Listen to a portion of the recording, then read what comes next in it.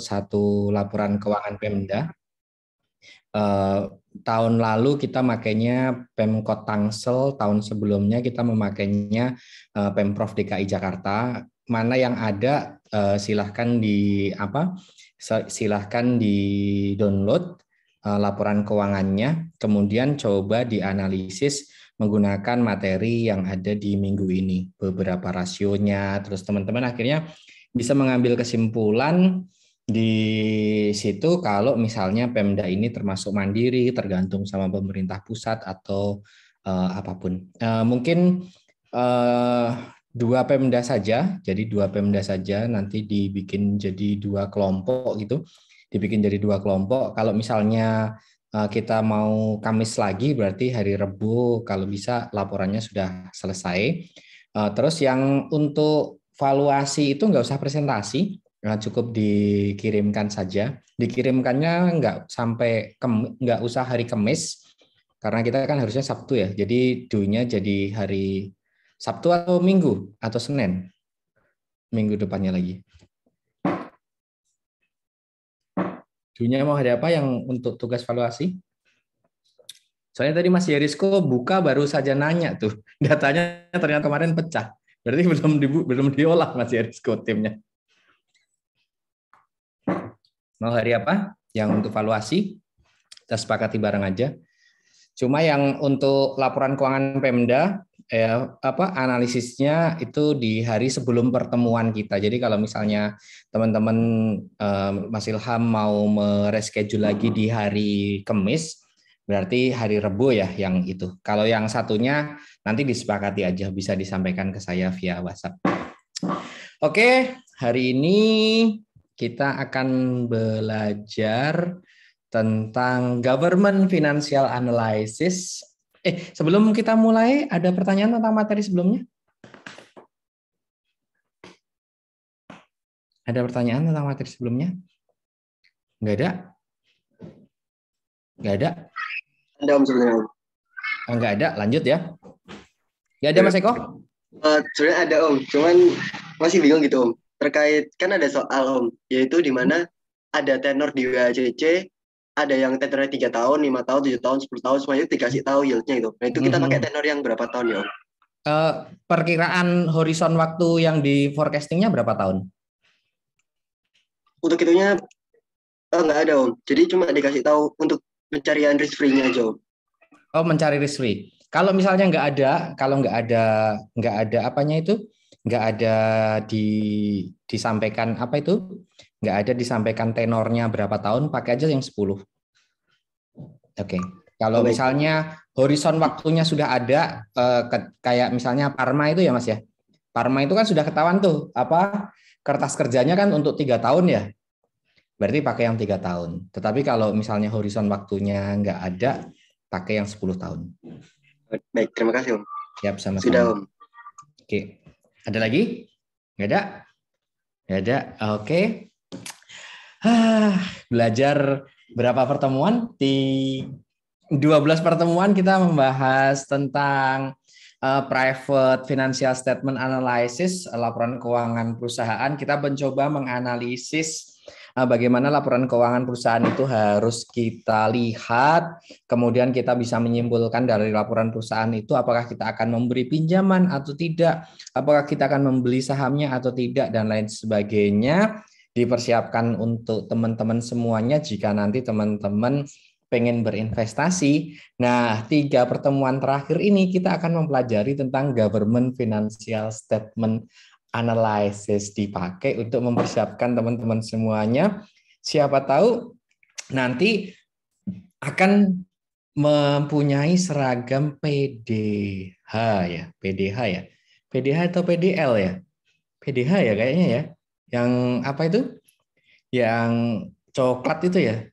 Bagaimana cara masuk PNS? Ada memenya itu yang masuk ke lumpur terus keluar. Nggak sempat bikin. Sekarang kita akan mencoba melihat tentang government financial statement analysis. Ada beberapa dasar hukum yang harus teman-teman tahu. Kebanyakan nanti Undang-Undang nomor ini Undang-Undang 17 tentang keuangan negara, Undang-Undang nomor 1 tentang perbendaraan. Ini wajib hukumnya ini kalau bagi teman-teman di pengelola keuangan negara, baik di Kementerian Keuangan maupun nanti teman-teman ditempatkan di kementerian lain, wajib hukumnya untuk bisa memahami dua undang-undang ini. Dulu saya waktu kuliah di STAN belajar ICW, terus begitu lulus dua undang-undang ini diterapkan gitu ya, dan ICW yang saya belajari selama 3 tahun nggak kepake. Teman-teman nanti juga sama. Hari ini kita akan mempelajari tentang apa itu analisis laporan keuangan daerah, dan baru saja ditetapkan ada undang-undang baru, teman-teman. Undang-undang HKPD, Undang-Undang nomor 1 2022. Jadi baru aja fresh from the oven, dipegang masih panas ini. Jadi masih apa itu? Masih kinyis-kinyis lah ini ya. Kinyis-kinyis itu bahasa Indonesia apa ya? Masih fresh banget lah, masih fresh banget gitu. Nanti mungkin ada beberapa yang akan kita pelajari ini mungkin nanti akan berbeda di sini. Mungkin akan berbeda di sini, cuma kemarin sudah ditanyakan ke Pak Askolani,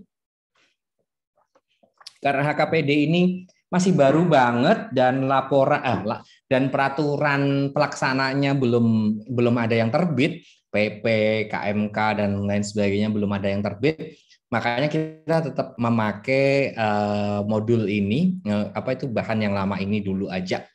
Kemarin Pak Askolani ngomong gitu. Tapi teman-teman harus aware kalau nanti di prakteknya teman-teman ketika nanti bekerja di tempat yang berhubungan dengan Pemda, DJPK, DJPB, kalau di Kementerian Keuangan, terus Kemendagri, ataupun bahkan di Pemda itu sendiri nanti ada undang-undang baru yang harus teman-teman perhatikan. Undang-Undang nomor 1 2022. Ini berhasil mengantarkan salah satu rekan angkatan saya jadi Kasubdit nih di DJPK, baru pulang S3 jadi kasih, terus dia berperan aktif banget di penyusunan HKPD ini, sukses goal jadi Kasubdit deh, Profesor Radis. Oke, sama tujuan laporan keuangan di di pemerintah sama di perusahaan itu secara garis besar sama, untuk akuntabilitas, untuk manajemen, mengevaluasi performance, kemudian untuk transparansi, masyarakat harus tahu hashtag uang kita ini dipakai untuk apa, itu kan Bu Kementerian Keuangan kan selalu memakai hashtag itu ya, uang kita, karena ini bukan uangnya Kementerian Keuangan, tetapi ini adalah uang dari rakyat yang harus digunakan sebesar-besarnya juga untuk kemakmuran bangsa kita gitu.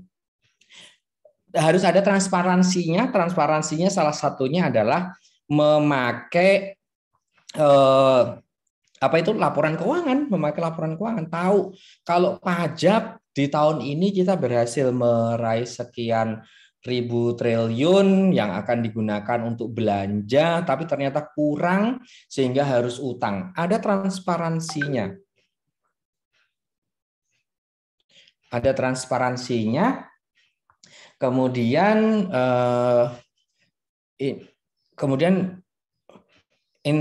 intergenerational equity, analyzing the government ability to fulfill obligation and carry out personal activities.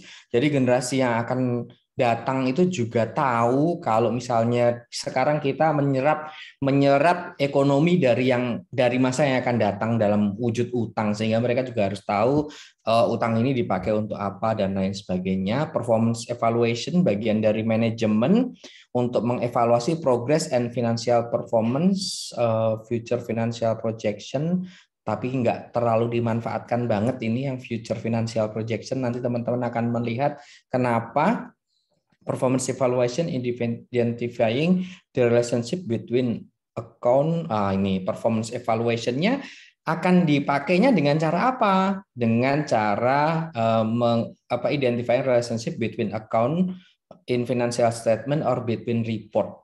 Teman-teman ingat nggak kalau kayak gini berarti pakai apa? Pakai rasio, teman-teman. Pakai rasio. Pakai rasio yang performance evaluation ini.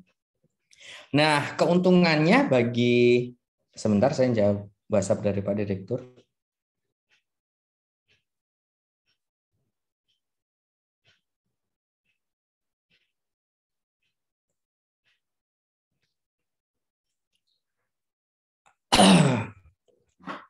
Keuntungannya adalah bagi pemerintah daerah ketika dia menerbitkan laporan keuangan, dia akan bisa tahu tuh setelah menganalisis, saya ini mandiri apa enggak ya? Apakah saya tergantung secara finansial kepada pemerintah daerah kepada pemerintah pusat atau saya bisa berdiri di kaki sendiri?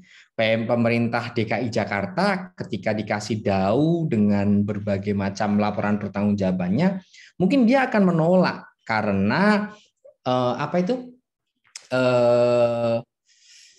PAD-nya udah gede banget gitu, PAD-nya udah gede banget.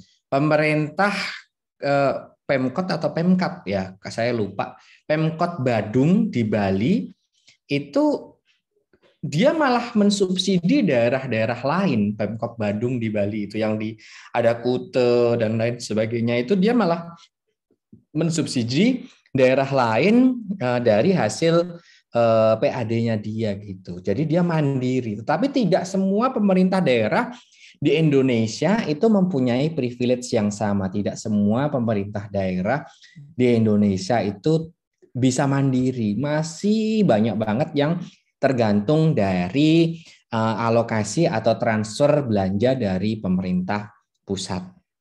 Measuring the effectiveness and the efficiency of local government in realizing local revenue. Pemerintah daerah tadi disampaikan bahwa untuk bisa mandiri, pemerintah daerah butuh yang namanya PAD, local revenue. Nah, untuk mendapatkan PAD ini butuh biaya. Ada target, bisa tercapai enggak? Di situ di kuadran efektivitasnya, sebentar, di kuadran efektivitasnya dan biayanya apakah lebih besar atau tidak dibandingkan dengan realisasinya, itu di kuadran efisiensinya. Untuk mendapatkan sesuatu kita perlu biaya, jangan sampai biaya tersebut ternyata lebih besar dibandingkan dengan local revenue-nya.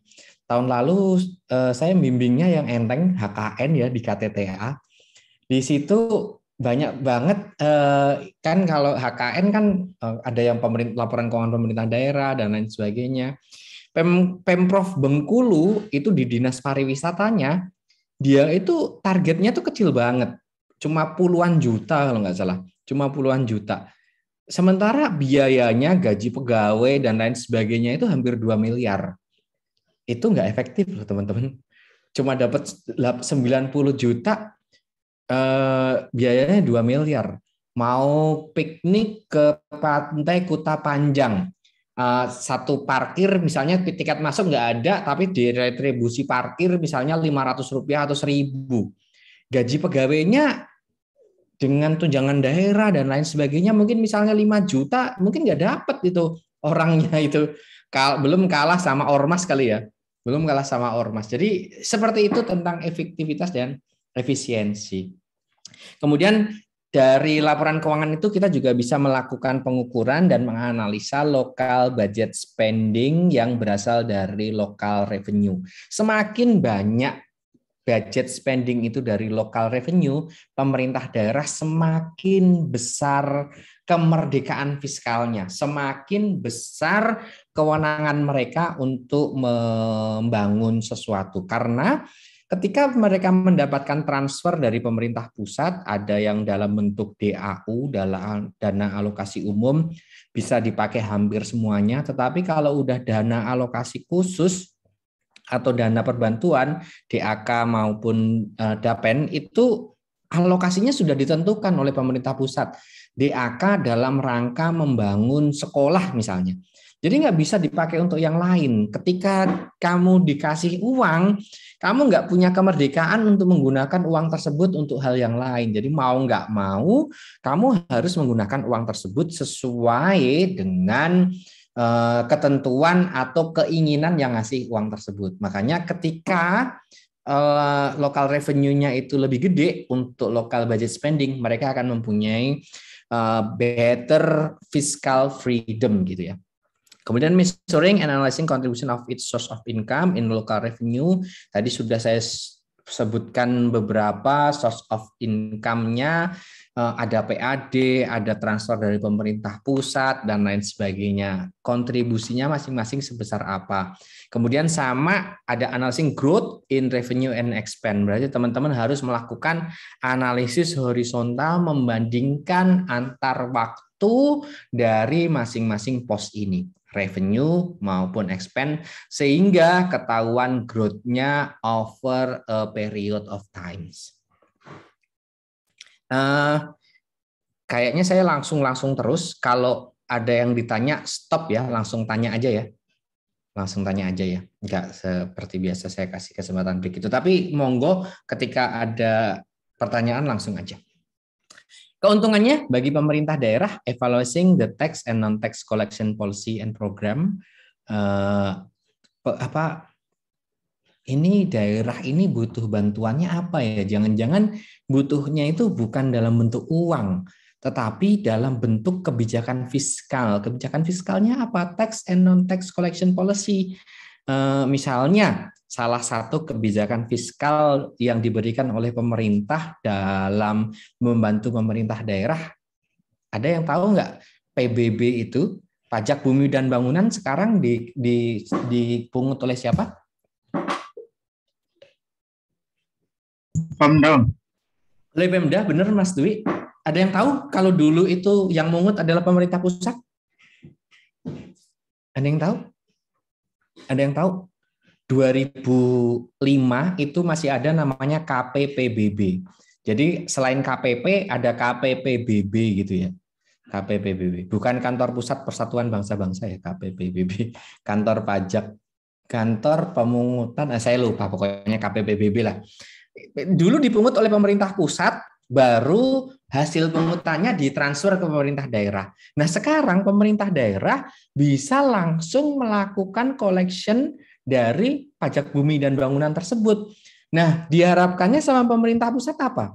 Dulu ketika dipungut oleh pemerintah pusat, dalam hal ini Ditjen Pajak melalui KPPBB, itu karena mereka nggak bakalan dapat duitnya gitu ya, duitnya nanti dikasih juga ke pemerintah daerah, mereka itu agak kurang berminat melakukan revaluasi aset dan lain sebagainya. Nah, sekarang ketika itu dipungut langsung oleh pemerintah daerah yang nanti bakal akan mendapatkan dananya, kemudian mereka mempunyai kewenangan menentukan NJOP dan lain sebagainya, diharapkan oleh pemerintah pusat itu mereka nggak cuma mungut aja, tetapi juga rajin melakukan upgrade atas NJOP dan lain sebagainya. Apakah itu dilaksanakan oleh pemerintah daerah? Apakah itu dilaksanakan oleh pemerintah daerah? Ada yang iya, ada yang tidak. Pemkot Tangsel yang tempat saya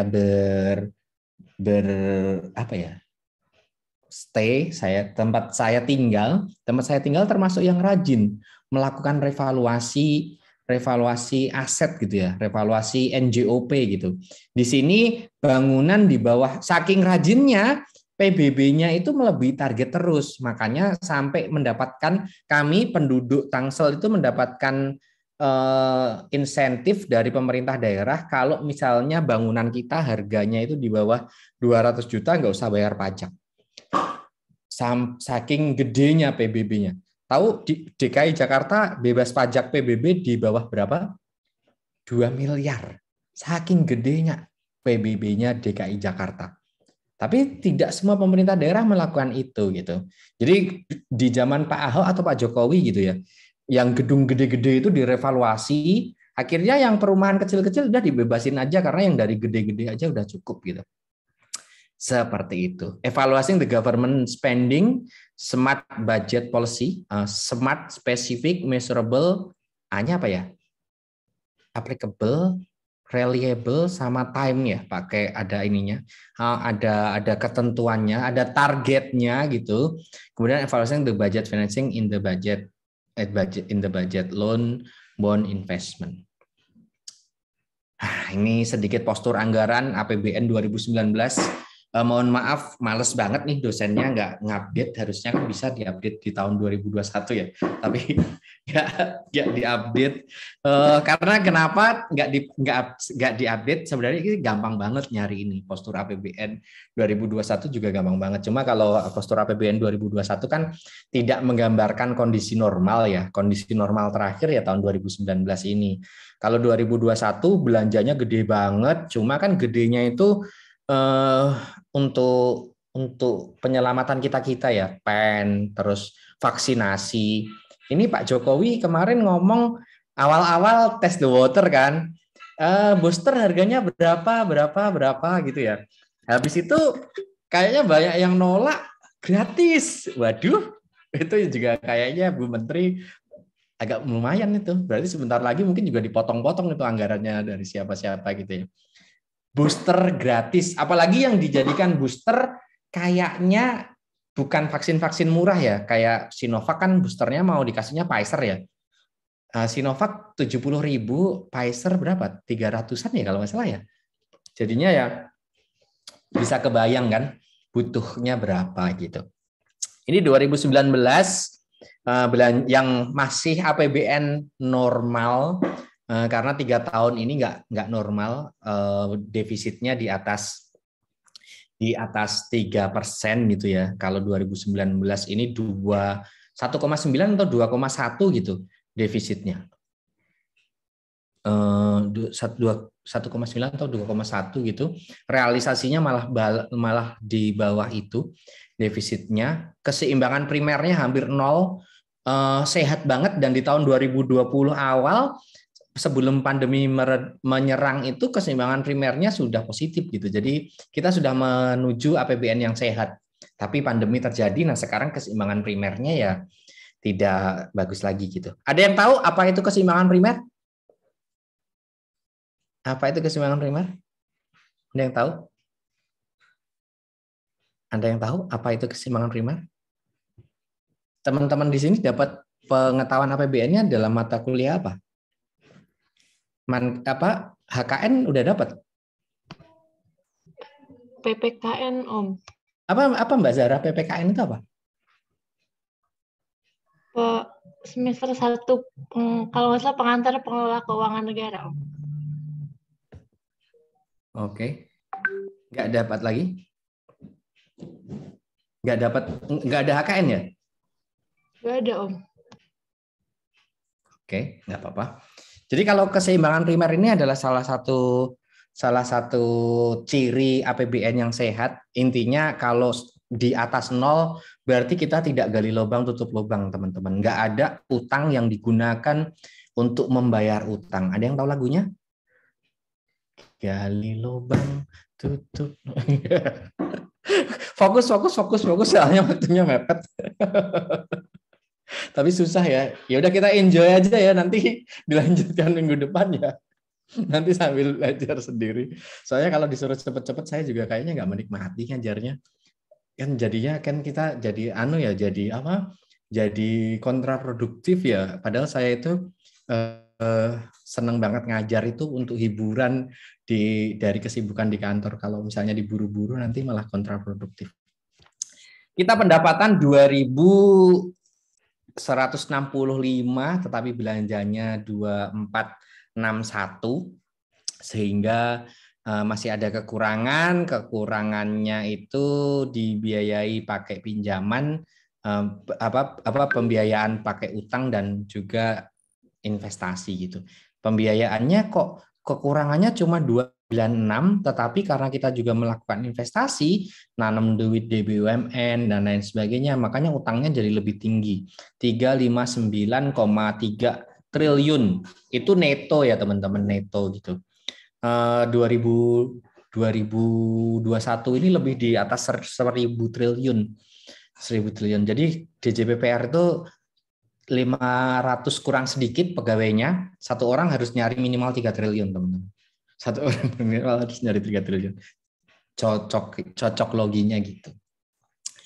Nah, ini kalau di DKI Jakarta, ini tadi dilihat kalau di pemerintah pusat. Pemerintah pusat kebijakan anggarannya apa? Kebijakan anggarannya adalah defisit, di mana belanja lebih besar daripada pendapatan. Sekarang kita lihat di DKI Jakarta. Dia sama-sama defisit, pendapatan 62 tetapi belanjanya 63. Enggak beda jauh kalau di sini. Defisitnya sedikit banget dan defisitnya itu sepertinya dibiayai dari dari sisa anggaran lebih di tahun sebelumnya. Ini 2020. Ini sebelum pandemi menyerang, teman-teman. Sebelum pandemi menyerang, pendapatan belanja sehat banget. Di sini tadi selisihnya sekitar 300-an triliun. Di sini selisihnya nggak nyampe 300 ya ini ya. Lebih sedikit lah utangnya. 2020 itu sehat banget, teman-teman. Sehat banget. Meskipun kita pada saat itu mencanangkan pembangunan ibu kota negara baru dan lain sebagainya, APBN-nya itu sound, kuat gitu di tahun 2000. Ini sebelum koronce ya, sebelum corona menyerang ya. Itu kuat banget, APBN kita itu bagus banget. Optimis tinggi di tahun 2020. Undang-undang Cipta Kerja itu, teman-teman, itu menimbulkan optimistis yang tinggi banget di kalangan pelaku ekonomi, baik pengusaha maupun investor ataupun investor dalam negeri maupun investor luar negeri. Semuanya optimis banget kalau Undang-Undang Cipta Kerja itu bakal jadi breakthrough yang benar-benar akan mereformasi secara struktural perekonomian kita. Jadi 2020 itu kita menatap dengan optimis banget, tapi kita tahu ceritanya tidak seindah yang kita pikirkan ya. Bruce gitu kan, langsung 2020 ada Perpu 1 yang akhirnya diadaptasi menjadi Undang-Undang Nomor 2 ya kalau nggak salah ya. Apa itu defisit APBN bisa lebih dari 3% untuk 3 tahun ke depan. Jadi 2020, 21 dan 22 ini terakhir kalinya. Makanya sekarang juga pemerintah akan berencana melakukan soft landing. Nah, soft landing ini nggak bakalan bisa terlaksana jika pandeminya masih gini-gini terus, teman-teman. Makanya ngapunten kalau misalnya teman-teman bosan, tapi akibat finansialnya kalau semuanya abai itu gede banget, teman-teman. Akibat finansialnya itu gede banget gitu. Kita misalnya ngomong booster aja itu berapa triliun dan lain sebagainya. Makanya saya kan nggak apa itu nggak bosan-bosannya mengingatkan teman-teman semua untuk patuh prokes dan lain sebagainya. Nah, DKI Jakarta juga sama. DKI Jakarta juga sama. Pak Anies sudah siap-siap ada Formula E itu, ada programnya. Tapi tahu nggak teman-teman, ternyata untuk melakukan itu pun sebenarnya APBD DKI Jakarta itu juga sound, juga cukup banget gitu ya. Cukup banget. Di 2020 ini dia malah surplus anggarannya. APBD-nya di 2020 ini Pak Anies itu surplus. Duitnya kegedean. Sampai mungkin duit banyak buat apa ya? Balapan yuk, ya udah undang Formula E misalnya. Misalnya kayak gitu ya, saya nggak tahu. Tapi dia itu sampai surplus gitu. Cuma kita tahu sendiri di tahun itu Pemda DKI yang sebelumnya nggak pernah cawe-cawe tentang transfer daerah dan lain sebagainya, sampai dia saat itu datang ke DJPK untuk kemungkinan kita masih bisa dapat daun nggak ya gitu kan? Karena dia pendapatan asli daerah DKI. Teman-teman tahu nggak kalau misalnya makan itu kena PPN atau kena pajak restoran? Kalau makan di mall.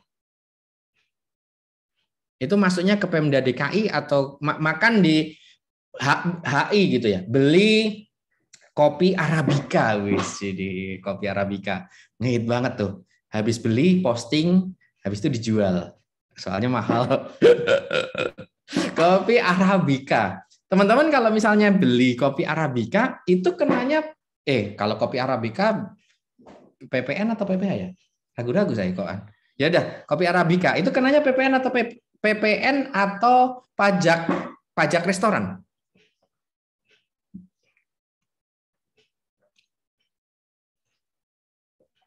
Saya nggak tahu kopi Arabica, Om. Oke, yang kalian tahu. Solaria. Waduh, kok meremehkan banget Bang Solaria. Kalau misalnya makan di Solaria, teman-teman kenanya PPN yang masuk ke pemerintah pusat atau pajak restoran yang masuk ke pemerintah daerah? Kenanya apa? Kenanya apa? Kenanya apa, teman-teman? Pajak restoran ya, Om. Pajak restoran, benar sekali Mbak. Kenanya pajak restoran, masuknya ke pemerintah daerah. Terus yang terjadi apa? Restoran-restorannya ditutup, teman-teman. Ditutup, mallnya ditutup. Nggak ada orang parkir, berarti nggak ada retribusi parkir. Nggak ada, oh ya masih ada sih GoFood, GrabFood, Shopee. Tapi nggak sebesar kalau misalnya orang makan di mana itu, makan di restoran gitu. Teman-teman sering kan? Coba bayangkan kalau misalnya bapak ibunya pesen GoFood. Mau apa? Mau Solaria. Misalnya ya, Solaria itu salah satu restoran kesenangan anak saya yang saya dukung. Diarahkan maksudnya. Biar senengnya itu, soalnya murah kan. Oza pengennya apa? Solaria aja. Ya udah, apa? Nasi goreng seafood yang makanan kesukaan dia di situ itu nasi goreng seafood. Kalau misalnya pesen GoFood, ya pesennya cuma nasi goreng seafood kan teman-teman.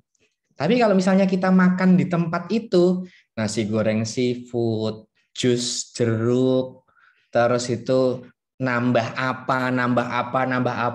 Ekonominya kan seperti itu teman-teman. Kalau pas ke rumah ya dia dapat pajak, tapi nggak segede pas ekonominya itu dibuka. Ya, jadi ini APBD-nya juga nggak seindah bayangannya Pak Anies dan teman-teman DKI Jakarta. Nanti juga di apa itu di kesempatan 2020 mungkin kalau teman-teman nanti bisa melihat realisasinya. Oh iya, yang dicari adalah realisasinya ya teman-teman ya. Jadi yang untuk minggu depan itu yang dicari adalah realisasinya. 2 Pemda saja sehingga kita bisa membandingkan. Teman-teman kalau misalnya punya nanti jadi 2 kelompok aja masing-masing 15, 1 orang 1 rasio gitu kan gampang banget ya. Dikumpulin jadi satu nggak usah pakai PowerPoint, pakai Excel gitu aja lah. Jadi di sampingnya kan gampang jelasinnya, nggak usah pakai PowerPoint diperindah. Pokoknya Excel gitu aja biar rumusnya itu bisa jadi cheat sheet teman-teman nanti kalau pas ujian juga kan. Gitu.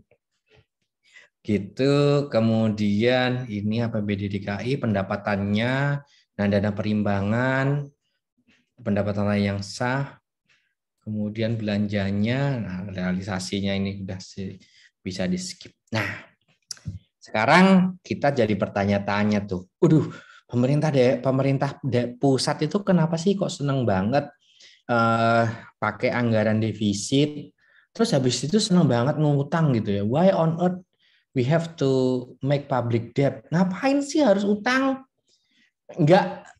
Kenapa kita nggak meningkatkan penerimaan pajak aja? Atau ya udah kayak Om Kumis kan financial planner ya, jangan lebih gede pasak daripada tiang dong. Bikin anggaran yang sesuai dengan kemampuan, reduce the expenditure of government spending yang sesuai dengan yang diterima gitu. Lah ngapain teman kita harus apa itu? Harus pakai budget defisit gitu. Apalagi defisitnya dibiayai pakai utang lagi ya. Utang ke asing dan asing. Itu udah makanan sehari-hari kami, teman-teman. Makanan sehari-hari. Kalau Pak RA sama MSD, saya nggak nyebut nama, tapi kalian tahu kan RA itu RR Rizal Ramli dan Pak Muhammad Saididu. Dia lagi iseng gitu ya di rumah, nggak ada kerjaan, nge-tweet utang gitu kan. Waduh, itu satu di kami ada namanya Outly. Outly-nya itu cuma mengeluarkan berita gitu. Cuma sayangnya teman-teman Outly itu harus kayak depend ketergantungan untuk jawabnya itu dari kantor-kantor gitu. Jadinya ya gitulah. Ada yang bisa menjawab pertanyaan-pertanyaan ini? Ini satu kesatuan sih jawabannya. Ada yang bisa menjawab? Ada yang bisa menjawab? Ngapain sih harus utang? Ngapain sih harus utang? Kalau nggak harus utang, saya nggak kerja dong. Misalnya presiden. Nah, ini nanti Pak, kalau pemilihan presiden 2024 kan nanti calonnya baru semua ya. Calonnya baru semua. Cuma mungkin kan ada satu calon yang didukung sama status quo, dalam hal ini PDIP dan partai-partai koalisi, yang satu mungkin dari oposisi gitu ya. Teman yang oposisi itu pasti nyerang utang. Udah 2024 itu tahun sibuk gitu. Tiap hari pasti kita harus merespon utang terus. Dulu sampai saya merasa saya itu kok jadi kayak pendukungnya Pak Jokowi gitu ya. Karena harus merespon utang terus, teman-teman. Ya, yang nyerang kan musuhnya dia gitu ya. Dan nanti tahun 2024 juga akan sama seperti itu. Pak Prabowo dulu juga sama nyerang utang, tapi sekarang begitu dia jadi Menteri Pertahanan, Pak, Sukhoi-nya dibelinya pakai utang, tanda tangan juga tuh. Pak, Anoa-nya yang Bapak naikin kemarin tuh pinjeman loh Pak, pakai duitnya. Naik juga dia. Ya gitu. Jadi Pak Prabowo minimal besok nggak bisa nyerang utang. Minimal. Padahal dulu kan dia anti banget ya. Ya gitulah teman-teman. Ada yang bisa menjawab pertanyaan ini? Ngapain sih harus pakai public debt?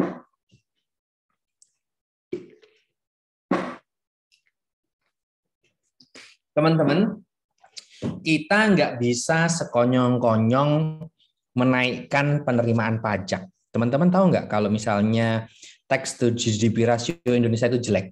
Ada yang tahu itu? Kalau di pengantar pajak dikasih tahu itu nggak? Kan dapat pengantar pajak juga kan kalau teman-teman ini kan? Apa nanti? Semester depan? Udah? Udah Mas Eko? Udah Om. Tahu berapa tax to GDP rasio kita? Tax to GDP rasio kita? Tax to GDP rasio kita itu terjelek di ASEAN, teman-teman. Jadi sempat nyentuh 12%, tetapi sekarang kayaknya di bawah 10%. Di bawah 10%. Jadi tax to GDP rasio kita itu jelek. Banyak banget warga kita yang tidak sadar untuk membayar pajak.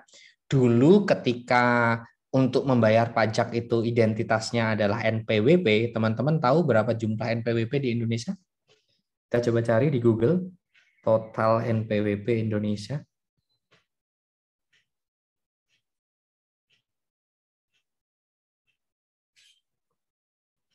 Tahun 2021 jumlah wajib pajak 49 juta, teman-teman.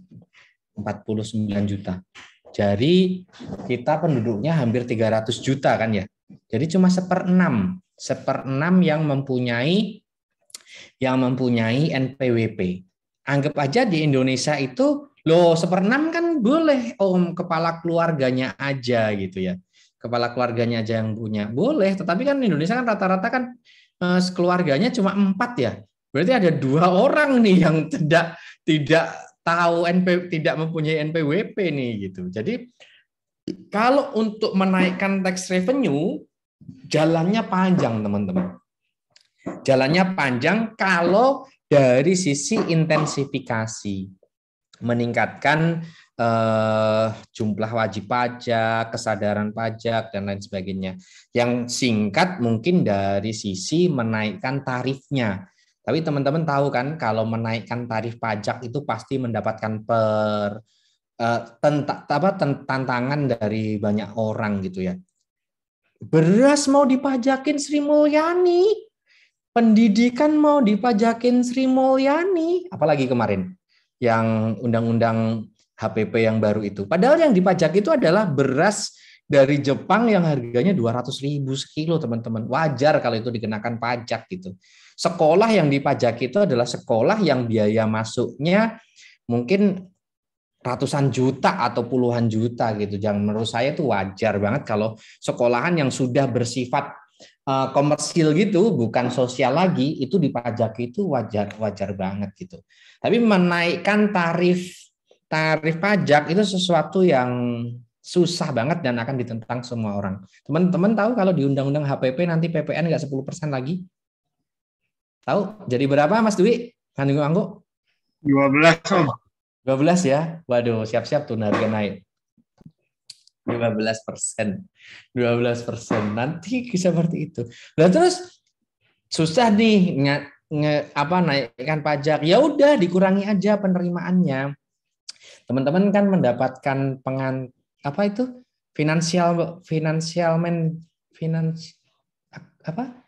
public financial public apa ya? Kayaknya ada deh mata kuliah itu kan? Ada nggak? Nggak ada ya? Apa itu D4 ya? Kok Pak Kur dulu ngajar itu ya? Teman-teman tahu bahwa pemerintah itu nggak sekedar harus untung dan rugi, dan pengeluaran pemerintah itu adalah salah satu faktor pembentuk dari GDP kita gitu. Jadi kalau mengurangi pengeluaran itu nanti akan kontraproduktif, teman-teman. Bahkan ini terbukti banget bahwa government expenditure di tahun 2020 dan 2021 itu adalah bisa menjadi tulang punggung bagi perekonomian ketika sektor private-nya tidak bisa bergerak secara maksimal. Ini harus dipenuhi dengan defisit. Defisitnya ya public debt ataupun menerbitkan utang. Tetapi sekarang yang lebih banyak dipakai oleh pemerintah adalah penerbitan surat utang, bukan penerbitan pinjaman lagi, bukan issuing loan, tetapi bonds gitu ya. Saat ini untuk pinjaman luar negeri itu kita sudah netnya itu sudah lebih banyak bayar daripada narik. Lebih banyak bayar daripada narik untuk pinjaman luar negeri, tetapi kalau untuk surat utang memang kita menerbitkannya di situ, dan lebih banyak kita terbitkan di dalam negeri dalam mata uang rupiah untuk menjaga risiko kursnya. Makanya supaya utang itu tidak dimiliki oleh asing dan asing, beli dong.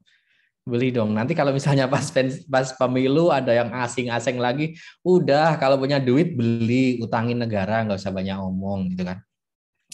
Nggak usah banyak omong. Nanti gitu ya. Nanti kalau misalnya penempatan Pemda, terus pemerintah utang terus, ada bapak-bapak baca koran pagi-pagi gini kan, sambil ngopi, ya elah ini presiden siapa yang besok jadi presiden ya? Presidennya ini bodoh banget, utang terus gitu kan.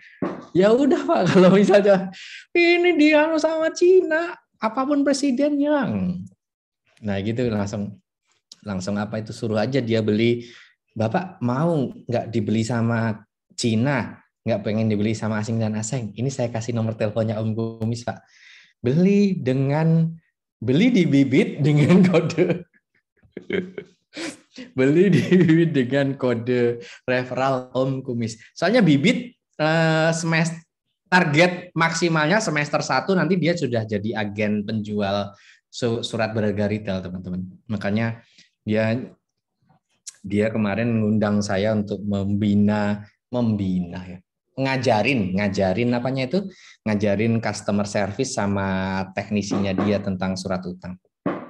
Nah, kita lihat tadi daerah yang mempunyai PAD tertinggi 2018 ya datanya ya teman-teman ya, siapa tahu berubah.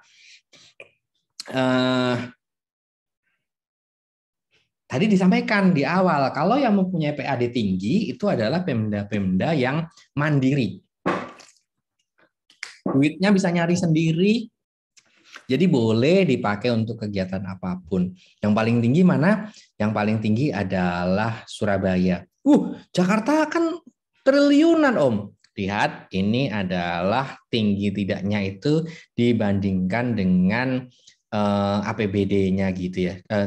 Bagian dari pendapatan daerah total gitu. Jadi dibandingkan dari APBD-nya dia, bukan secara apa itu? Secara nominal gitu ya. Mungkin masih kalah ini si Badung dan lain sebagainya, ini mungkin kalah. Nih Jawa Barat dia 7,3 triliun ini ya. 7,3 triliun, tapi karena lebih gede APBD-nya mungkin jadi cuma 38%. Nah, ini contohnya teman-teman. Kalau misalnya penempatan mau di Pemda yang mandiri, nah ini Pemda yang mandiri. Biasanya di badan keuangannya yang PAD-nya tinggi ini tukinya juga tinggi-tinggi. Tapi kayaknya teman-teman udah punya daftar deh ya. Kakak kelas kalian itu kalau saya baca Stan Menkes ada yang punya daftarnya itu apa Remun tiap tukin tiap Pemda ada yang punya daftarnya jadi bisa dipakai untuk berpikir nanti mau penempatan di mana. Saya mau penempatan di Pemda Kota Tangsel. Soalnya dulu kuliah malah online gitu. Jadi pengen ngerasain tinggal di Ciputat, Serpong, Serwak gitu. Nah, ini yang Pemda-pemda yang merdeka. Nah, ini Pemda yang masih butuh banget bantuan dari pemerintah pusat. PAD-nya cuma 1,3 miliar, teman-teman. 1,3 miliar dan lain sebagainya. Mungkin teman-teman jadi jarang tahu ini Pemda-pemdanya. Pemda-pemdanya Tambrau apa ini? Ada yang tahu daerah ini? Ada yang tahu daerah ini? Ada yang tahu daerah ini? Kalau teman-teman masuk di daerah ini mungkin berapa tahun udah jadi kepala dinas loh. Pintar sendiri mungkin. Mungkin. Jadi seperti itu. Ini secara kesimpulan 441 kota atau 91% dari pemerintah daerah itu PAD-nya di bawah 20% dari APBD-nya. Which is 441 ini di tahun 2014 ya, itu mereka tergantung banget dari pemerintah pusat. Tergantung banget sama pemerintah pusat. Nah, sama seperti ada pertanyaan? Nah, saya selain deh. Ada pertanyaan? Izin Om. Oke, silakan Mas. Mengenai Formula E tadi Om. Apa kan, Formula E? Oh. Iya Pak. Ya Om. Itu kan saya sempat dengar ini Om. Sumber dananya itu nggak pakai APBD DKI Om, tapi pakai sponsor. Sponsor? Iya. Nah itu resiko apa yang mungkin terjadi Om dari sumber pendanaan itu sponsor Om? Enggak kan Formula E ini yang saya baca juga ya. Kalau misalnya saya salah, mungkin teman-teman bisa membenarkan saya. Benar awalnya sepertinya Formula E itu tidak menelan APBD sama sekali gitu ya, bisa dipenuhi dari sponsor. Tetapi karena kegagalan pelaksanaan, kemudian harus membuat sirkuit dan lain sebagainya, sekarang kalau nggak salah yang terakhir adalah APBD DKI harus ikut iuran juga ya Mas ya. Kasusnya mirip-mirip seperti di kasusnya kereta cepat Jakarta-Bandung, awalnya APBN nggak usah turut campur, tetapi dengan seiring dengan perkembangan waktu ada ini itu sehingga APBN harus turut campur, kan seperti itu ya. Prinsipnya kan seperti itu. Karena yang bertanda tangan di apa itu di kerjasamanya dengan pemegang lisensinya Formula E itu saya lupa namanya. Kalau F1 kan FIA, kalau MotoGP kan Dorna ya. Kalau pemegang Formula E apa ya? Pemegang lisensinya saya lupa itu. Yang tanda tangan kan Pak Anies ya, kepala daerah, bukan sponsorship itu gitu. Nah, sebenarnya ketika Pak Anies bertanda tangan, saya kurang tahu juga apakah sudah ada komitmen dengan semua sponsorship itu. Ketika belum ada komitmen, terus si sponsorshipnya itu ngelihat, lah ini beneran ada pelaksanaan? Enggak. Kalau mereka ngelihat nggak bakalan ada pelaksanaan, kan mereka nggak wait and see juga kan. Kalau sudah seperti itu ya mau nggak mau karena sudah berkomitmen, dan di situ juga disebutkan kan kalau teman-teman sempat baca juga harus bayar lisensi selama berapa tahun ke depan dan lain sebagainya, makanya ya mau nggak mau Pemda harus menalangi. Jadi itu salah satu resikonya Mas. Kalau nah ini termasuk salah satu belanja di luar neraca ini. Apa yang kalau misalnya kemarin kita sebut di apa itu? Di private sector itu kan yang di luar neraca ya. Jadi kalau misalnya nggak terjadi sesuatu aman semuanya. Tapi kalau terjadi sesuatu harus ada pengorbanan dari kita ikut membayar. Seperti itu Mas. Baik Om. Terima kasih Om. Siap, sama-sama Mas. Tapi coba dikoreksi ya, soalnya saya nggak baca-baca banget tentang Formula E itu. Karena balapan, dulu ke Phillip Island teman-teman nonton MotoGP, dibela-belain naik bis dari Adelaide ke mana itu ke Melbourne gitu. Balapan itu yang seru itu knalpotnya teman-teman.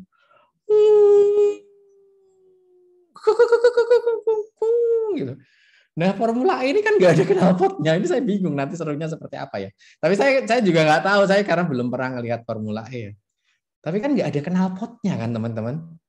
Nggak ada knalpotnya. Kalau misalnya sekarang F1 kan awalnya kan nggak begitu seru sampai FIA melakukan beberapa inovasi. Kalau teman-teman ada yang mengikuti F1 kan ada DRS, ada bisa pakai berapa kali, terus bisa membuka sayap berapa kali. Ada inovasi-inovasi itu. Nah, keseruan itu saya belum mendapatkan dari Formula E. Serius teman-teman. Yang seru itu knalpotnya. Kalau penampakannya itu kita nggak kelihatan. Udah siap, udah hilang aja, udah hilang. Nggak, lebih enak di TV kalau ditonton itu, atau nonton di TV gedenya ya. Cuma kan TV gedenya karena di siang hari, jadinya TV gedenya kan apa ya? Kok recording podcast? Aduh, ya itu. Ada yang mau beli tiket MotoGP di itu? Di mana itu? Nanti takutnya itu saya itu bukan takut dibatalkan MotoGP-nya. Udah beli, MotoGP-nya terjadi dan ada instruksi kalau PNS nggak boleh keluar. Aduh, itu lebih sakit banget itu. Kalau MotoGP-nya batal, semuanya nggak bisa terlihat gitu, nggak ada orang yang melihat. Tapi kalau cuma PNS yang nggak diizinkan, gitu. Makanya saya nggak mau beli, ditakut-takutin sama istri biar nggak beli. Sekarang reporting entities-nya siapa? Reporting entities-nya ya national government, local government sama. Nah, kalau di national government ada ministry, nah, kalau di local government ada yang namanya SKPD. Sekarang kita coba lihat sih gimana sih current condition-nya. Current condition-nya not so good, but we are progressing to a better form of financial reporting. Tapi ya kalau dibandingkan sektor private ya jauh banget lah. Ada yang di sini pernah diajar sama Maurits? Ada yang pernah diajar sama Maurits tingkat 2? Enggak ada? Siapa Mbak? Mbak Novinda? Mbak Novinda diajar sama Maurits? Ya. Oh, Om Mau. Om Mau. Maurits. Apa itu? Sebentar, ada yang WhatsApp.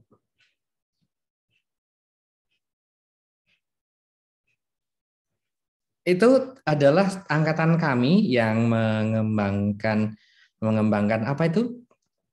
Mengembangkan standar akuntansi. Dia di tim komite akuntansi pemerintah apa ya? Saya lupa nama timnya, tapi dia yang mengembangkan itu. Oke. Lah, si Rizky belum ikutan ini. Rizky kan dulu kan diajar sama Maurits, sekarang ada satu kelas yang saya bareng. Belum ikutan Rizky? Belum ya?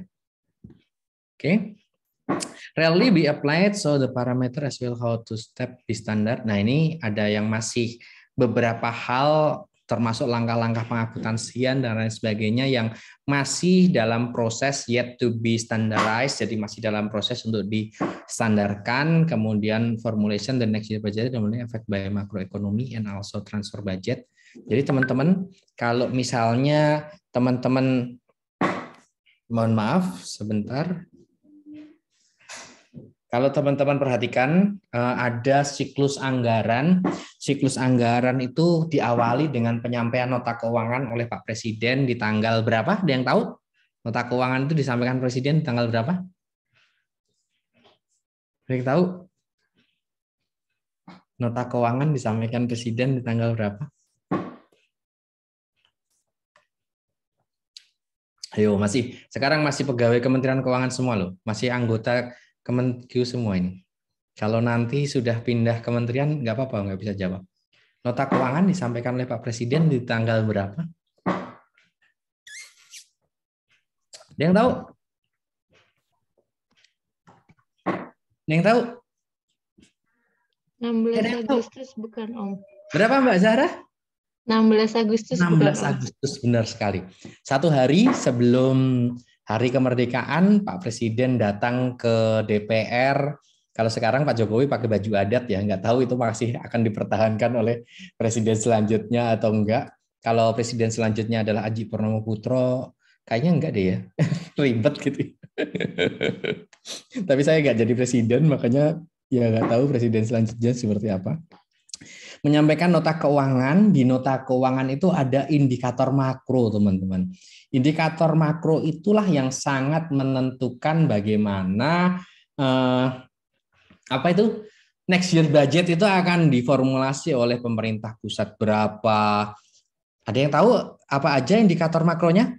Nilai tukar, pertumbuhan ekonomi, lifting minyak, terus harga jual minyak, yield SBN 10 tahun, yield SBN 10 tahun itu termasuk indikator makro. Terus apa lagi ya? Yaudah itu kayaknya. Itu akan membentuk APBN kita. Kalau swasta kan next year budget itu bukan didominasi oleh itu kan teman-teman. Kalau swasta kan next year budgetnya didominasi oleh what I'm going to do in the next year. Tahun depan itu aku mau ngapain? Itu yang aku coba rangkai anggarannya gitu. Tapi kalau pemerintah ngelihat kira-kira tahun depan tuh keadaannya kayak gimana sih? Kita harus melakukan respon seperti apa sih? Nah, itu yang menjadi pembentuk utama dari budget pemerintah. Nah, ini yang jadi masalah juga adalah next year budget ini dari program jangka menengah atau jangka panjangnya. Tidak dari LKPP tahun sebelumnya. Jadi kita disuruh menganalisis report tahun sebelumnya.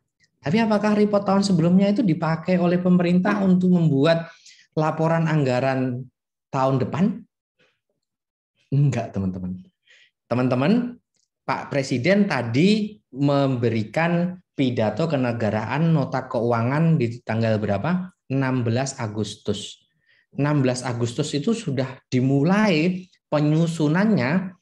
Ini misalnya anggaran sekarang kan tahun 2022. Kita kan sekarang mau nyusun anggaran tahun 2023 ya. Anggaran tahun 2023 itu pendekatannya sudah dimulai sejak Desember tahun sebelumnya, teman-teman. Tahun ini, tahun Desember 2021 itu sudah dimulai penyusunan anggaran 2023.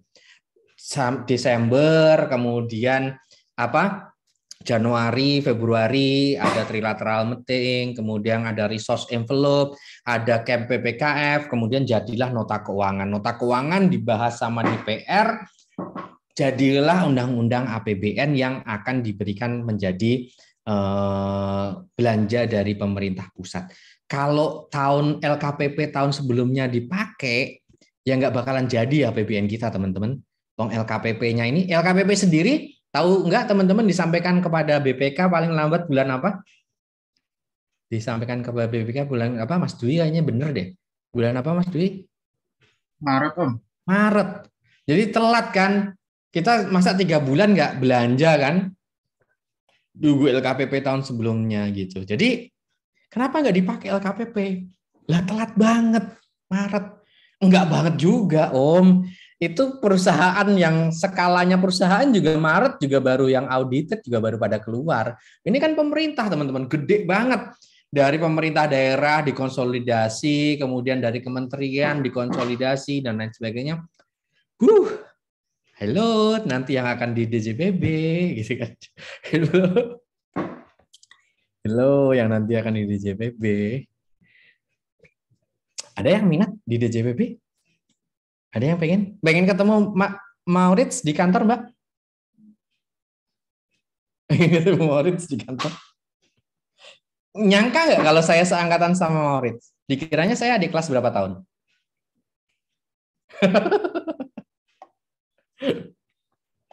Nyangka nggak, Mbak, kalau saya seangkatan sama Maurits? Apa lebih kelihatan tua siapa? Sama sih Om kelihatannya Om. Aduh, Mbok ya dipuji dikit gitu kan. Aduh. Masa saya sama-sama Maurits sih? Jadi kalau saya tua banget dong. Oke. Nah, ya ini kalau internalnya aja nggak pakai, gimana? Kita coba ngelihat eksternalnya make nggak kira-kira laporan keuangan itu sebagai sesuatu. Kalau teman-teman kan kemarin kan memvaluasi perusahaan kan dari laporan keuangan mereka ya. Laporan keuangannya di recasting, dilihat apakah sesuai tidak dengan ekonomi yang ada. Kemudian teman-teman berusaha menentukan value dari perusahaan tersebut. Nah, sekarang kita lihat investor, orang-orang yang beli bond kita, itu melihat LKPP penting nggak? Nggak penting, teman-teman. Nggak penting. Nggak penting LKPP-nya. Nah, mungkin kalau LKPP-nya ini kan udah bertahun-tahun dapat WTP ya. Kalau tiba-tiba jadi disclaimer gitu, mungkin jadi anggap penting ya. Cuma nggak, bagi investor tuh nggak penting. Kenapa? Investor lebih melihatnya apa, teman-teman? Ada yang bisa memberi bayangan? Investor lebih melihat apa dari pemerintah? Ada yang tahu? Ada yang tahu? Investor lebih melihat apa dari pemerintah? Ada yang tahu? Ada yang tahu? Kira-kira investor lebih melihat apanya dari pemerintah?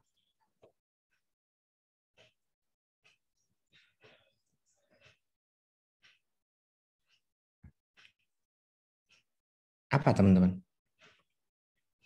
Kebijakannya mungkin Om. Kebijakannya, terus apa lagi? Apa lagi?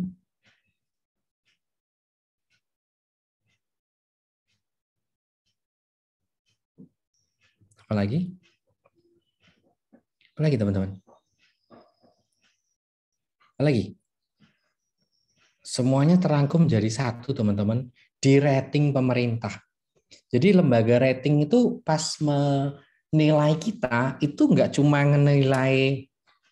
Jadi teman-teman bisa mengandalkan banget mereka, karena ketika mereka itu nanya ke kita, mengakses pemerintah Indonesia, Moody's itu semuanya ditanyain, S&P itu semuanya ditanyain, teman-teman. Dari budgetnya udah kelihatan. Terus habis itu kalau ngelihat kayak sekarang ya, posisi sekarang kan kita kan defisitnya gede banget. Cara kita nanti soft landing gimana, membayar utangnya dari penerimaan mana saja, beberapa asumsi yang tidak terjadi, dampak ke depannya seperti apa. Seperti tahun lalu kan pemerintah kan berencana menerbitkan utangnya dalam jumlah gede ya. Ternyata pajaknya bagus, jadi utangnya dikurangin.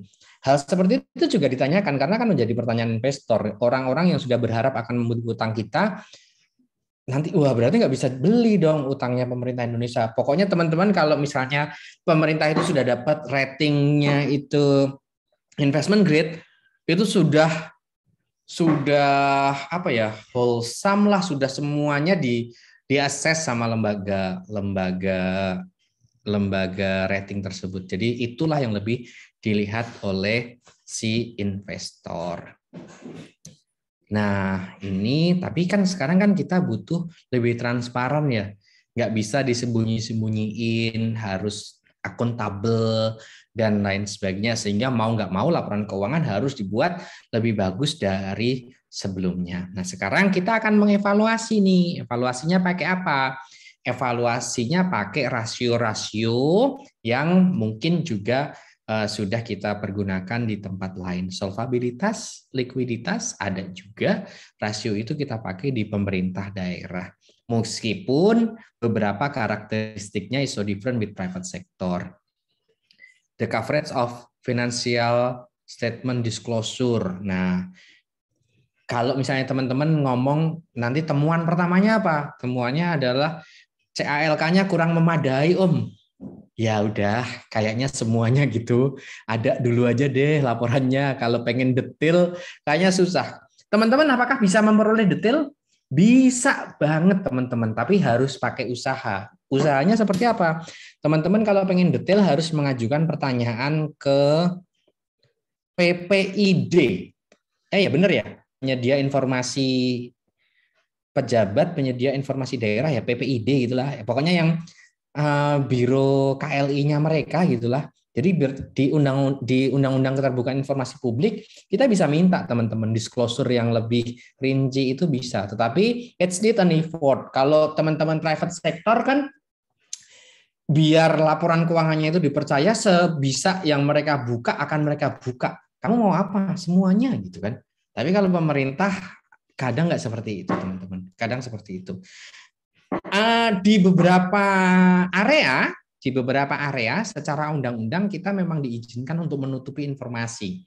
Contohnya kalau di pemerintah pusat belanja Kementerian Pertahanan, pembelian alutsista, udah nggak dirinci. Karena kalau dirinci di disclosure Malaysia tahu dong. Ya elah, pesawat-pesawat aja kagak ada roketnya ternyata. Ya elah, itu panser cuma buat nakut-nakutin ya. Malah dipasangin knalpot racing ternyata nggak ada apanya itu, nggak ada meriamnya gitu. Jadi ya secara undang-undang memang ada beberapa informasi yang boleh dirahasiakan. Saya sebutkan tadi contohnya apa itu, belanja di Kementerian Pertahanan gitu. Ya gitu. Local government budget based on incremental budget, inflation not based on performance. Anggaran tahun depan berapa ya? 3 miliar. Kenapa? Karena naik dari tahun sebelumnya 50%. Oh gitu. Nggak ada tahun sebelumnya itu performance-nya gimana, itu nggak. Cuma ketika yang lain naik 50, ya udah semuanya dinaikin 50 gitu aja. Incremental aja teman-teman, cuma kenaikan aja. The achievement measure based on how achieve target, not taking into account how to compose or refine budget target. Capai target. Ini masih mending nih. Ini achievement measurement-nya based on target. Disuruh melayani masyarakat puas misalnya. Wah itu kan target ya. Ada lagi yang achievement measurement-nya itu bukan dari target teman-teman. Dari penyerapan anggaran. Kalau anggarannya terserap kayak udah berprestasi gitu. Padahal bisa saja anggaran itu terserap bukan karena berprestasi, tetapi karena diada-adakan gitu. Itu banyak banget juga gitu. Oke. Nah, limitation-nya historical basis, trying to improve into accrual. Ini sekarang sudah berjalan full ini yang accrual. Information of financial seems to general, tidak menyediakan informasi yang spesifik. Ini juga sudah dalam perkembangan,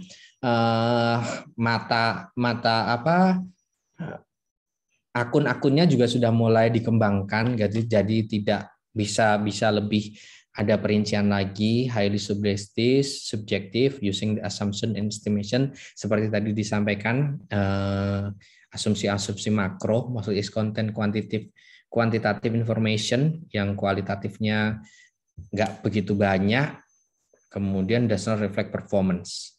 It is merely tidak mencerminkan financial condition-nya. Usernya tadi semuanya itu. Nanti mungkin teman-teman ada yang jadi auditor, ada yang jadi, semuanya saya harapkan nanti menjadi kreditor. Kalau jadi jadi investor aja deh. Kalau kreditor kan enggak ya mungkin ya. Jadi investor. Nanti kalau misalnya ada yang membeli surat berharga negara dengan rapelannya, tag IG saya ya. Ya teman-teman ya. Oke. Beli satu semester diracunin sukri terus, akhirnya beli juga deh Om Kumis. Siapa tahu nanti beli cukup 1 juta teman-teman. Kalau ada yang mau beli di tahun ini, pertama di tanggal 24 Januari ada ORI 21, obligasi retail Indonesia, itu tradable, bisa diperdagangkan, suku bunganya fix, akadnya konvensional, jadi nggak syariah, akadnya konvensional. Ini yang haram ya, kalau yang halal nanti agak ke belakang. Akadnya konvensional tanggal 24 Januari, tentatif. Kalau mau beli sekarang boleh siap-siap untuk registrasi SID-nya dulu. Soalnya tahun lalu di minggu pertama sudah kita tutup, nggak nyampe minggu kedua, jadi udah penuh gitu ya. Karena kalau DJPPR itu nggak bisa nambah kuota, itu susah banget teman-teman. Oke, ini perbandingannya. Kalau di sini pendapatan negara, di sini pendapatan daerah. Yang mungkin membedakan, banyak banget pembedanya itu adalah di sini di pembiayaan. Kalau pembiayaannya di sini ada dalam negeri dan luar negeri, di sini cuma ada penerimaan dan pengeluaran pembiayaan. Pemerintah daerah tidak boleh pinjam ke luar negeri secara langsung. Yang boleh pinjam ke luar negeri secara langsung hanya Kementerian Keuangan atau BUN, Menteri Keuangan. Jadi pemerintah daerah tidak boleh pinjam ke luar negeri secara langsung. Itu MRT bukannya pinjaman dari Jepang. Lewat mekanisme apa? MRT kan pinjaman dari Jepang. Pinjamannya ada yang ke pemerintah daerah, ada yang pemerintah pusat. Lewat mekanisme apa teman-teman? Lewat mekanisme subsidiary loan agreement. Jadi yang tanda tangan ke Jepang cuma Menteri Keuangan, cuma Pak Dirjen saya. Nah, habis itu dari pemerintah pusat diterus pinjamkan dan diterus hibahkan ke pemerintah DKI Jakarta. Jadi ada yang ya udah ini hibahnya dari pemerintah pusat, meskipun hibahnya itu diperoleh sumber awalnya dari utang.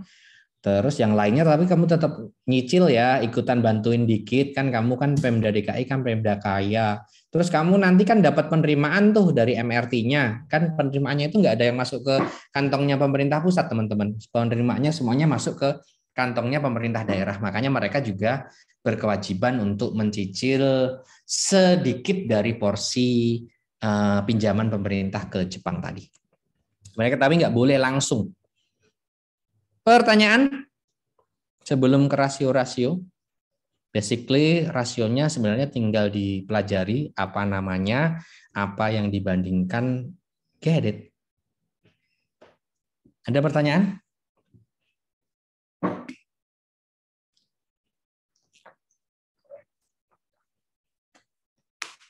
Ada pertanyaan? Nggak ada? Nggak ada, ini karena tahun lalu kasusnya adalah Pemda Tangsel. Pemda Tangsel tahun ini nanti cari dua ya. Cari dua yang gampang mana. Kalau yang dulu dua itu Tangsel dan Pemda DKI, berarti kedua itu harusnya laporan keuangannya itu gampang banget dicari di internet. Jadi kayaknya mereka keterbukaan informasinya bagus lah Tangsel sama DKI itu. Yang pertama yang bisa kita lakukan adalah analisis horizontal. Aware banget teman-teman kalau misalnya analisis horizontal ini adalah berarti membandingkan antar akun dibandingkan dalam beberapa periode gitu ya. 1, 2, 3, 4, 5, 6, 7, 8, 9 periode gitu. Dari situ kita akan tahu nih kenaikannya atau penurunannya di antar periode tersebut. Bisa juga selain antar periode, bisa juga dengan antar daerah. Ini dibandingkan antara Tangsel dengan Tangerang gitu. Perbedaannya seperti apa. Itu juga bisa. Kemudian analisis vertikal. Nah, kalau sudah analisis vertikal gini, berarti teman-teman akan bisa membentuk rasio keuangan. Karena membandingkan apa? Membandingkan lebih antar akun dengan akun yang lain gitu ya. Ini contohnya dibandingkan antara PAD dengan pendapatan. Pendapatannya adalah 26, dari 26 itu ternyata 1 triliun lebih adalah PAD-nya. 1 triliun lebih adalah PAD-nya. Terima kasih Bu Wali Kota saya itu dulu namanya siapa ya, yang cantik banget itu ya? Saya lupa ya. Sekarang Pak Benyamin. Kok kalau yang bapak-bapak ingat? Siapa nama Wali Kota Tangsel?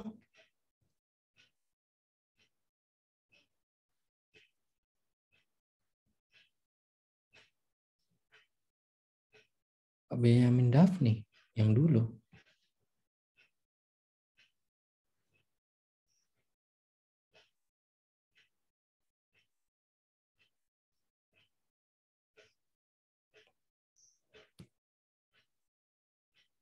Ibu Airin. Posternya di mana-mana kok sampai lupa.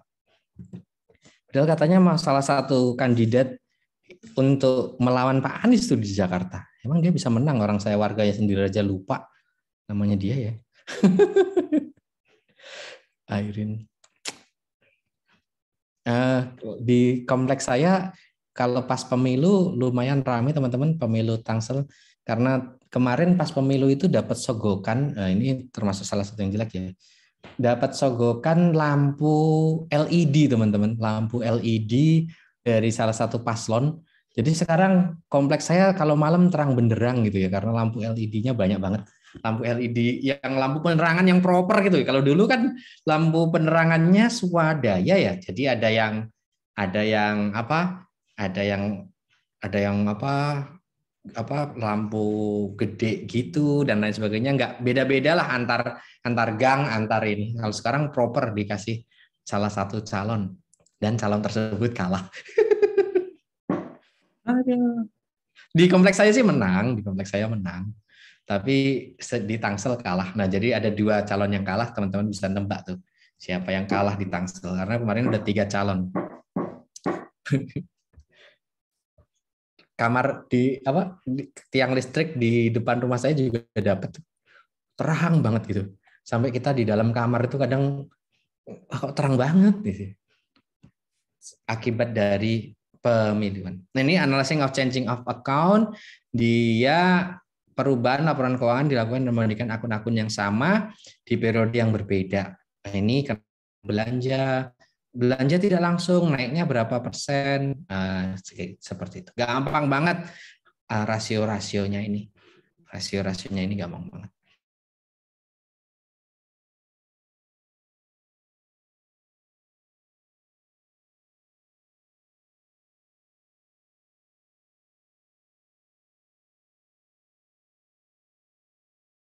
Akan kita lihat apa kegunaan dari masing-masing analisis tersebut. Analisis tren. Udah dapat angkanya, ini kalau misalnya trennya berarti kan tren angkanya ya. Tren angkanya dari suatu akun kan, kalau ini kan belanja aja ya, berarti bisa seperti itu. Bisa juga teman-teman membuat analisis tren ini dari hasil finansial analisis komponen ini, dari hasil rasio-rasio ini. Jadi kita bisa membandingkan misalnya belanja langsung ke belanja selama beberapa periode, trennya seperti apa sih? Apakah akan meningkat atau akan menurun? Analisis source of fund, dilihat sumber dayanya itu dari mana? Apakah tadi dari PAD atau dari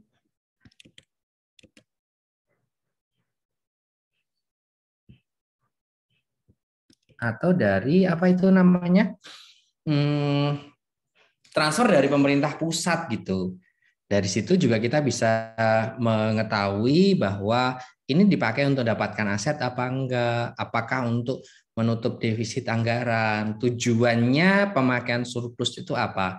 Pemakaian surplus ini harus dengan berdasarkan persetujuan dari DPR atau DPRD, teman-teman.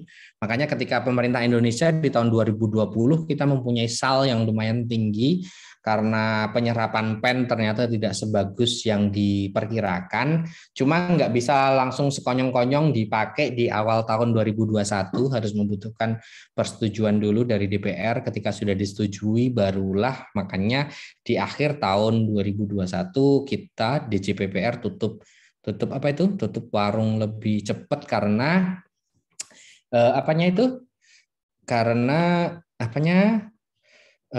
penerimaannya lebih tinggi pajaknya dan bisa menggunakan SAL. Ini seperti itu. Oke.